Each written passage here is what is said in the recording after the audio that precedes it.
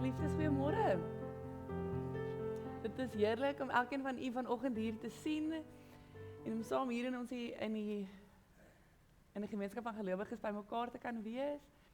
O Here God van liefde, ons is hier omdat ons weet, ons besef hoe baie keer ons eie lewenspaadjies wil lei, baie keer ons graag voor wil loop. En as ons hier bymekaar is op hierdie dag, Here, dan is dit ons grootste belydenis om te sê, o Here, help ons.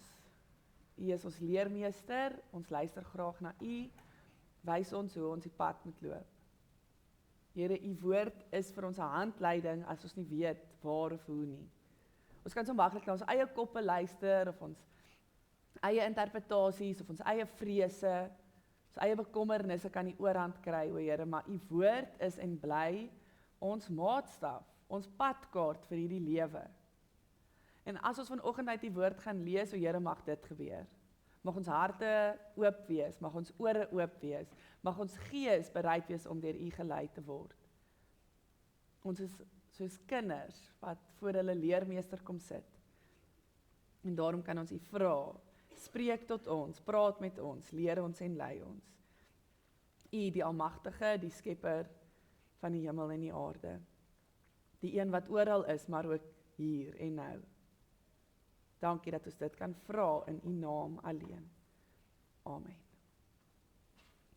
Geliefdes, ons gaan vanoggend saam lees uit 1 Petrus 1, as jy dit saam wil opsoek in jou eie Bybel, 1 Petrus 1, vers 17 tot 24. Die opskrif van hierdie gedeelte is, losgekoop met die kosbare bloed van Christus.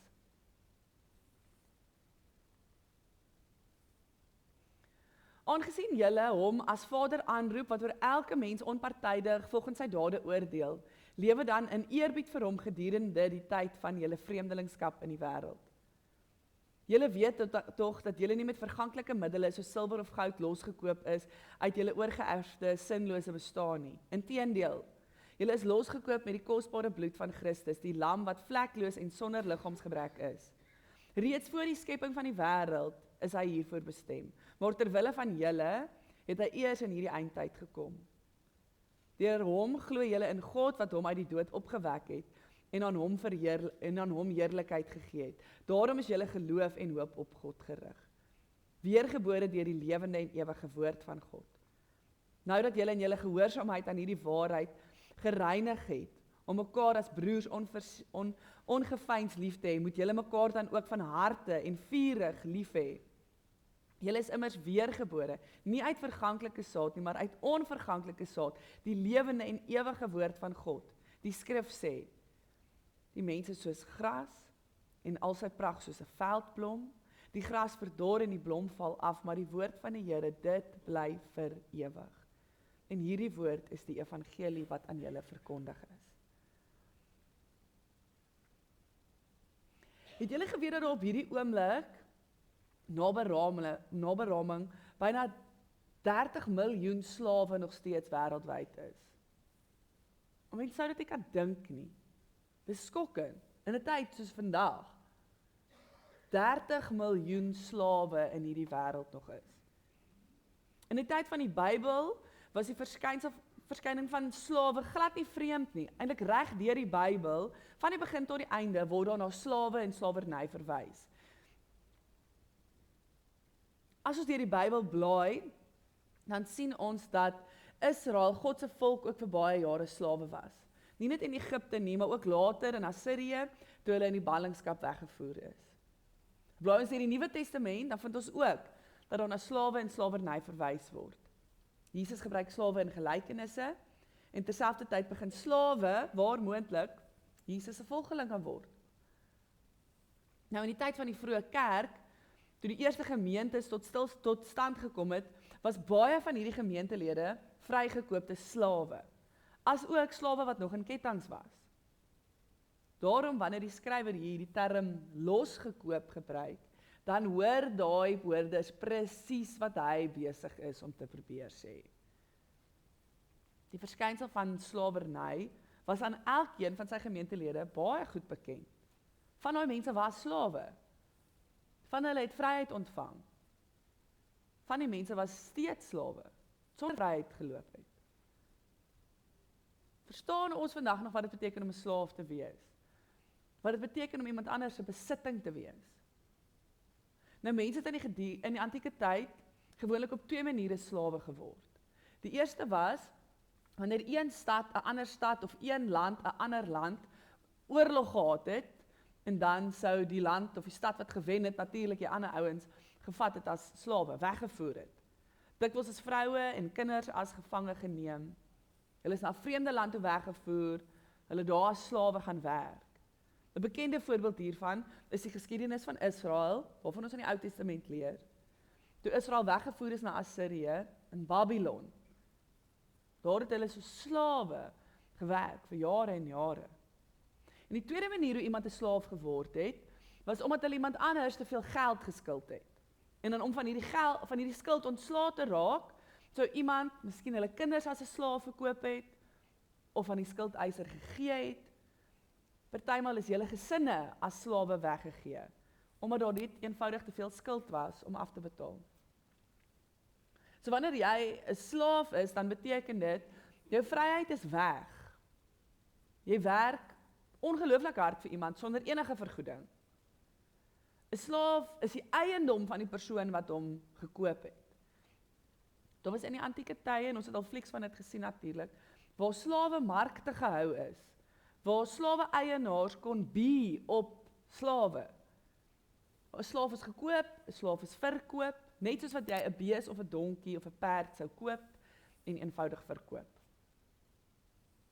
'n Eienaar van die slaaf het absolute beskikkingsmag oor hierdie persoon gehad.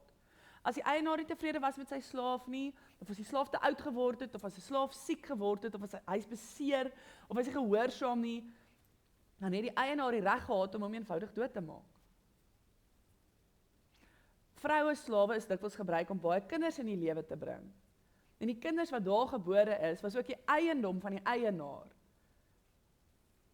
En so, as 'n vrou kinders kon kry, dan was hierdie kinders slawe. Wat moes werk, wat hard moes werk. Hulle is baie keer as soldate gebruik. En daarom natuurlik wou slawe baie keer seuns gehad het, wat hard kon werk. En as hulle dogtertjie gekry het, is hulle baie keer met geboorte om die lewe gebring. Ons kan onsself goed voorstel in wat se haglike omstandighede slawe moes geleef het. Hulle is geslaan, min kos gekry, lang ure gewerk. Daarom het mense in die antieke tyd 'n groter vrees gehad vir slawerny as vir die dood. Om 'n slaaf te wees was om lewendig dood te wees. Dit het jou lewe sinloos gemaak. Dit was 'n doodsbestaan. My maag trek sommer op 'n knop as ek aan hierdie goed dink.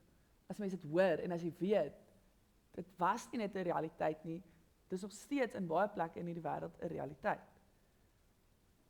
Maar dan het dit ook soms gebeur dat slawe vrygelaat is.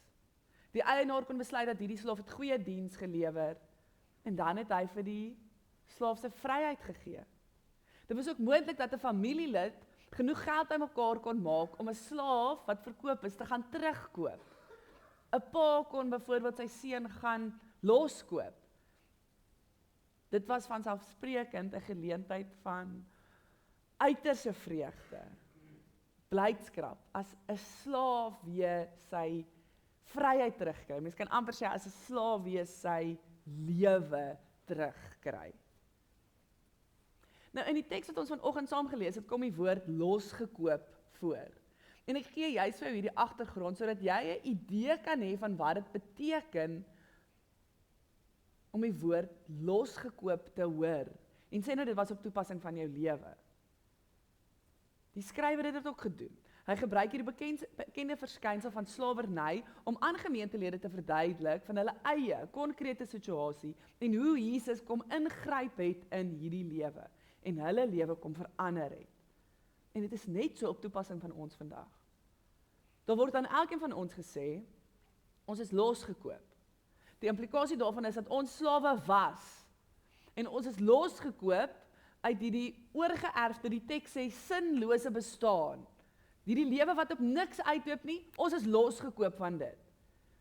Hierdie gedeelte verkondig aan almal van ons wat slawe was, as slawe gebore word, wat slawerny geërf het, wat sê, ja, jou lewe is sinloos, jy is nou vrygekoop. Jy is los van hierdie lewe wat niks sou beteken nie. Ons is nie losgekoop deur goud of silwer nie, sê die teks, maar deur die kosbare bloed van Christus. Christus wat aan die kruis gesterf het vir ons. Wat ons losgekoop het uit die mag van bose. Ons is nie meer slawe van die bose nie. Ons is nie meer slawe van 'n sinlose doodsbestaan nie. Ons is vry. Dit is belangrik om te sien dat hierdie skrifgedeelte helder en duidelik verkondig, dat dit nie ons is wat onsself uit hierdie mag van sonde en dood en bose bevry nie. Glad nie. Christus het dit kon doen. 100% is ons vryheid te danke aan hom. Ons is vry, laastens, nie om te doen wat ons graag wil doen nie, maar om God te dien en God te verheerlik. 'n Christenmens is vry. Hy is nie die eiendom van enigiemand anders nie, hy is nie onder die mag van enigiemand anders nie, ons is nie slawe nie. Ons dien God, omdat ons dit wil doen. Omdat ons bevry is, en dit kan doen.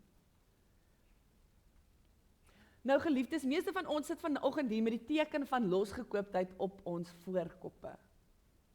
Die doop is 'n kragtige getuienis en 'n waarborg, wat God aan ons gee, dat ons nie meer slawe is van die bose en die sonde en die dood nie. Ons is nie meer in die mag van bose begeertes nie. Nee, ons is losgekoop en die doop is die teken van dit wat ons met ons saamdra. Die water waarmee ons gedoop is 'n teken, 'n sakrament van Christus se lewe. En dit word op 'n simboliese wyse deur die lewe van Christus gewas, gereinig. In die oudheid is 'n slaaf baie keer gebrandmerk. Die eienaar het 'n bepaalde embleem gehad en al die diere en slawe is sommer met dit gemerk. Boere doen dit nog steeds vandag om hulle beeste te brandmerk. In die antieke tyd is slawe baie keer op hulle voorkoppe gebrandmerk. En so is dit met ons. Ons dra die teken van Christus op ons voorkop. Die teken dat ons sy bloed ontvang het. Maar dit beteken die teenoorgestelde. Waar 'n slaaf se brandmerk beteken dat hy sy vryheid verloor het en die eiendom van iemand anders is die merk van Christus juist die teken van ons vryheid. Ons is gedoop en ons word herinner dat Jesus ons vry maak. Ons behoort nie aan enige magte soos vroeër nie. Nie aan sonde nie, nie aan die dood nie, nie aan die bose nie, nie aan die ou manier van lewe nie. Ons is losgekoop. Vry van 'n ou manier van leef. Vry van die vrees vir die dood. Vry van magte wat probeer om ons identiteit te bepaal. Vry van die idee dat ons waarde moet verdien. Maar ons is ook vry vir gehoorsaamheid aan Christus. Ons is vry vir heiligheid en liefde en diens en hoop en aanbidding en 'n lewe wat God verheerlik. 1 Petrus 1 vers 22 sê, nou dat julle lewe en aan die waarheid onderwerp het, moet julle mekaar innig met rein harte lief hê. Petrus se eerste konkrete voorbeeld van Christelike vryheid is liefde. Nie, nou kan ek doen net wat ek wil nie, maar ek is nou vry genoeg om myself vir iemand anders te gee. Dit is 'n radikale konsep van vryheid. Christelike vryheid beteken nie, nou kan ek doen net wat ek wil nie, ek is vrygemaak uit die mag van sonde, sodat ek vry kan wees om vir God te leef. Vry om gehoorsaam te wees. Vry om heilig te wees, vry om ander lief te hê, vry om my lewe aan God te wy. Die grootste vrug van Christus se bevryding is daarom dat ek en jy nie uiteindelik aan niemand behoort nie, maar dat ons ontdek aan wie ons regtig behoort.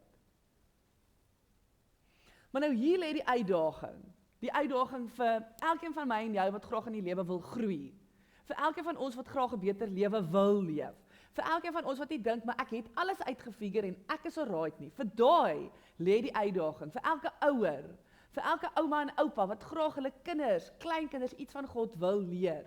Hoe kry ek dit reg om te leer, om te leef, soos iemand wat vry is van die sonde en bose en deur Christus bevry is?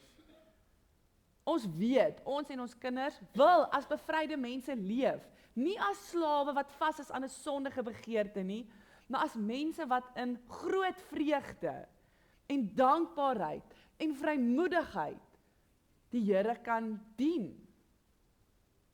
Ons wil onsself en ons kinders en ons kleinkinders met goeie maniere hê. Ons wil hê hulle moet gehoorsaam wees en hard werk en goeie keuses maak en nie lelik praat nie, en nie beklei nie, en kerk toe kom en Bybel lees en bid.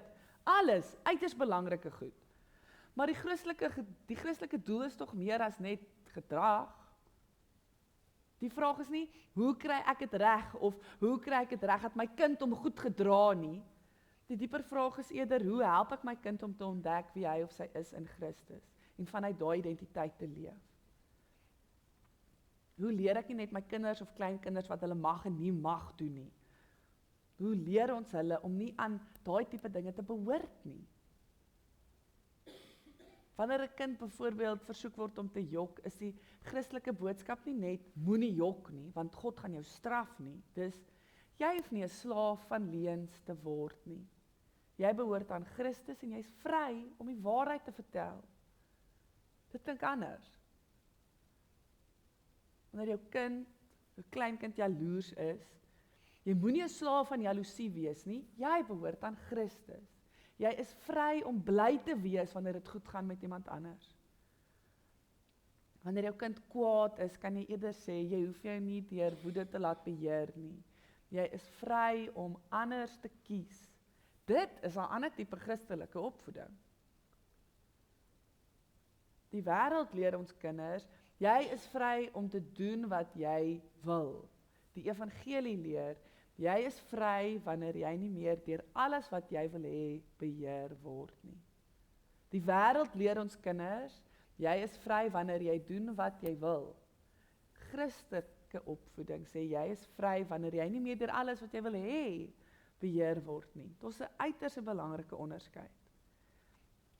Iemand wat sê, ek wil dit hê en daarom moet ek dit hê, is nie noodwendig vry nie.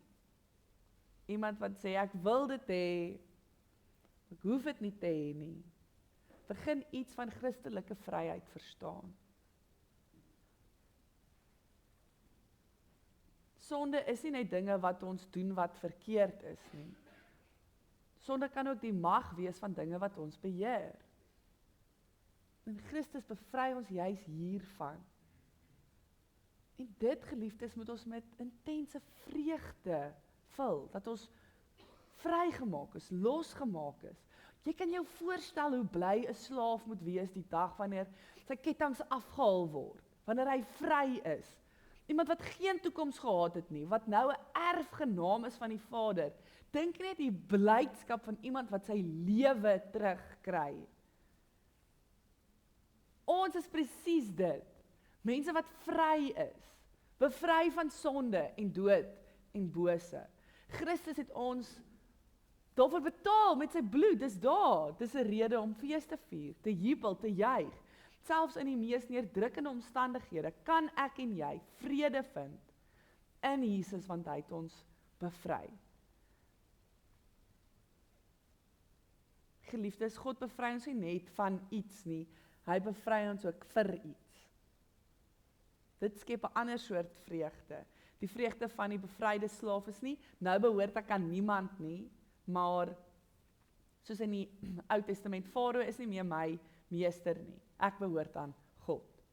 'n Christelike vreugde is meer as net ek is gelukkig. Dis meer van die vreugde van die verlossing, maak dat ek ten spyte van my omstandighede myself kan verheug oor hierdie lewe wat ek het. Oor hierdie persoon, hierdie God aan wie ek behoort. Vreugde vir hierdie lewe is daarom, dit kan nooit gebaseer wees op omstandighede nie. Ware vreugde is wanneer iemand sê, my lewe behoort nie meer aan die magte van wat my probeer beheer nie. Ek behoort aan Christus. Ek hoef nie te jok om myself te beskerm nie. Ek is vry om die waarheid te praat. Ek hoef nie altyd die beste te wees om waardevol te wees nie. Ek is vry om myself te wees. Ek hoef nie iemand anders af te breek om goed te voel oor myself nie. Ek is vry om lief te hê. Ek hoef nie gehoorsaam te wees aan my woede nie. Ek is vry om te vergewe. Ek hoef nie alles te hê wat ek dink ek nodig het om my gelukkig te maak nie. Ek is vry om dankbaar te wees vir wat ek wel het. Ek hoef nie almal se goedkeuring te kry nie. Ek is vry want ek behoort aan die Here. As ons koppe so kan begin swaai, geliefdes, gaan ons iets begin verstaan van die vreugde van die evangelie vryheid. Dink net weer aan iemand wat vir jare 'n slaaf was en vrygelaat is. Die eerste dag van vryheid kan dalk vreemd wees. Jy kan dalk nie weet hoe om vry te leef nie. Jy kan selfs terugverlang na die ritme en sekuriteit van slawerny. Maar nou is hierdie persoon vry. En nou moet hy leer hoe om vry te leef.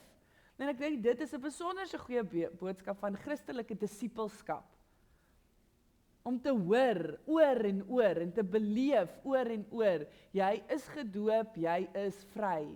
Hoor dit, ervaar dit. Ons het al jou hand hier kom druk in die water om dit weer te voel. Hoor dit, ervaar dit, maar mag disippelskap jou leer hoe om te leef as 'n vrygekoopte mens. En om dit te doen speel 'n geloofsgemeenskap 'n verskriklike belangrike rol. Waar ons vir mekaar kan help en ondersteun, waar ons vir ons kinders saam kan leer, ons kleinkinders saam kan leer. Jy is nie 'n slaaf van jou nie meer nie. Jy is nie 'n slaaf van jou begeertes nie. Jy is nie 'n slaaf van wat ander mense van jou dink nie. Jy is nie 'n slaaf van prestasie nie. Jy is nie 'n slaaf van jou geld en jou besittings nie. Jy is beslis nie 'n slaaf van jou sonde nie. Jy behoort aan Christus. Geliefdes, ek wil afsluit deur te sê, Christus se verlossing is nie 'n ontsnapping uit hierdie wêreld uit nie. Maar dit begin 'n nuwe skepping, 'n nuwe manier van dink, waar ons leer, oor en oor leer en probeer, om soos mense van hierdie nuwe wêreld te leef. Waar ons vry is van ons ou gedagtes. Waar ons vry is om in vreugde te leef. Waar ons die wonderlike geleentheid kry om vrylik te gaan getuig van God se genade en sy liefde en die vryheid wat sy vrede vir ons bring. Mag dit vir ons moontlik wees om dit te hoor en te beleef en te ervaar en daarom radikaal vir mekaar te gaan lief wees. Amen.